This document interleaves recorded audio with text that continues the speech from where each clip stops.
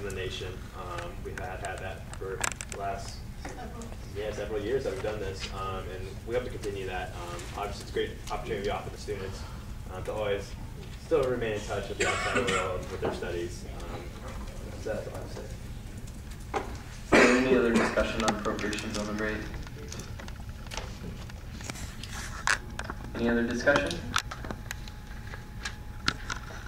Okay, seeing no other discussion, we'll move into a vote.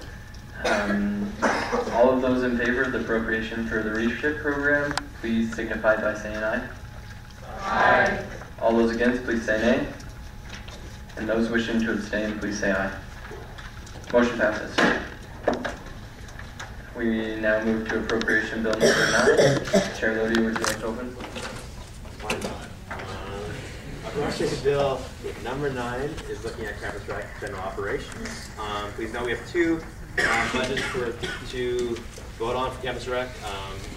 The one concerning Maple Leaf Pool will be the bill number 10. Right now, we're looking at the operations budget. As you can see, it is staying, it is increasing slightly, and that's due to some seen expenditures that are be increasing. For example, we have a line now where we are now charged for cool or chilled water that comes into the facility. Originally, we were never charged for chilled water that came in through pipes to the building, but now they decided to create. Now someone, I guess, decided to start charging us for it. So they installed a meter, and that's where we're getting reflected on. There's other little items that have been picked up on that unfortunately we don't get free rides for anymore, and thus the past is we have to accomplish or compensate for the loss of the free revenue, and thus we have a slight increase in the overall budget. Okay, sorry, I had a question. Are there any questions? Senator Reddy. Was the, I'm not sure specifically of what happened, but the malfunction that caused a near fire taken care of, or the smoke? I'm not sure if you know the answer to that, or is that something that's factored into this? I'll direct that to the Director of Rec, Dan Kennedy. Yes, good question. I apologize for anybody that was in the rec center today that happened. What we had one of our air handling units, one of the belts overheated, and so there wasn't really a fire, but the odor was pretty offensive. And it happened to be the air handling unit that serviced the locker rooms, and we know that there were several people in locker rooms at the time, and we do apologize for that, but it has been corrected. Just making sure. Senator Whitsett. On page 1 of the Excel spreadsheet there, line 25 is at 1,912.8%. Can you explain what that is? I can bring it up, or I can have actually, if Stan would like to talk about it, you probably know the best to get answer to this. Yes, a few years ago, the decision was made that UPFS, that goes to all of the Fund B units, would be charged the 4% administrative overhead fee. Campus recreation had averaged about 2.7 to 2.8%. And so obviously we didn't feel that it was right to charge the students back at UPFF, but we weren't being billed the full amount. But with the budget cuts to the university, we've been informed that in fact starting this year we will be billed that full 4%. So that amount reflects. Senator Solomon. Stan, I have another question for you. What's the $70,000 increase for travel and training for exactly? That's primarily related to our sport clubs, and they're funding that on their own. Okay. Are there any other questions? Any other questions? Seeing no other questions, we'll move into discussion. Is there any discussion on appropriation bill number 9?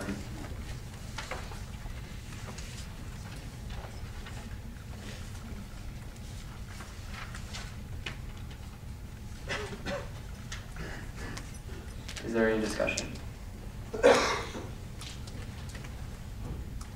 Okay. Seeing no discussion, we will move into a vote on appropriation bill number 9. All those in favor of the appropriation for campus recreation general operations, please signify by saying aye. Aye. All those against, please say nay. And those wishing to abstain, please say aye. Okay, motion passes. We will now move to appropriation bill number 10, campus recreation repair and improvement. Chair Lodia, open the meeting, please. Of course. Looking at this, as we're discussing the campus rec operation, repair, and improvement of facilities. As you're aware, Maple Leaf Pool will be closing this Sunday until we can approve a, in hopes, if it's, assuming this is approved, work will be started on in hopes of getting it done prior to the fall semester. And the work that needs to be done, if you're unaware, a drain has collapsed in the pool. And while it might not sound that serious, it's far serious than we even think of, because in order for us to be recertified to have that pool operational, we would have to have that drain working. The drain collapsed, and in addition, our filtration system is failing. Those two items alone are obviously not cheap items to repair. It will be estimated around $800,000, could be more or less, we're not exactly sure yet, but they have to be repaired.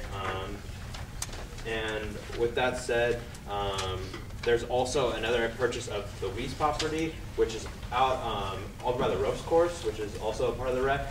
To give you a brief overview of that, a woman owns an adjacent property to there. The rec wants to use it as a gathering spot per se. It consists of a nice two-level ranch house that they're hoping to rent out to help offset student fees. Hopefully have people have retreats out there, and that'll be accomplished by the new equipment that we had to buy a new tractor to maintain the field and lot around that area. Okay, are there any questions?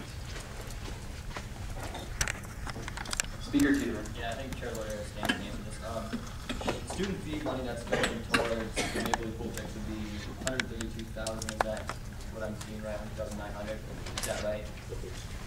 That's correct. Okay. Then the other $800,000 that's required. That money is going to be taken out a loan. Is that or borrow some money? And then would there need student fees yearly to pay that back, or so it'd be you're anticipating maybe like $130,000 over the next 6 years? Or? That's correct. Okay.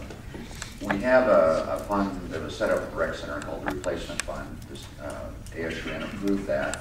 And it was approved because the thought was over the life of the rec center, when we have to replace a major item like field turf or the roof or the wooden floors, it wouldn't be fair to the students that have to be enrolled at that time to put the entire bill. So we established that replacement fund, so money goes in every year. And so during the life of that particular surface or the roof, all students pay an equal share. And it's a very good management tool, and one that I applaud CFA and ASUN for endorsing several years ago. We don't have that with Maple Leaf Pool, unfortunately. But we do have adequate funds in that replacement account now to borrow from that fund, so we can give ourselves an interest-free loan, which will save a UPFF. The stipulation when that account was set up that it could only be used for the rec center, so that's why we have to pay it back. So we are anticipating probably a 6 to 7 year payback period. Okay. Do you know the numbers on the influx students that use Maple Leaf Pool on a daily basis? Yeah, we don't know the exact numbers, but I do have some information you might want to know. We do teach 7 sections of academic classes that are offered through campus recreation, utilizing and that's this semester. With the Water Polo Club, practices there, that's their main home site. There are 27 members of the Water Polo Club. The Swim Club also use that up until we're now, because of the pool closing, moving them to the rec center pool. They have 77 members. We also have several swim lessons, preschool, children's, parent, child, those types of classes that are taught there. Water aerobics classes, other water-related fitness classes are taught there. Kayak lessons are taught there. And we also have open swim nights, which are available in the entire university community.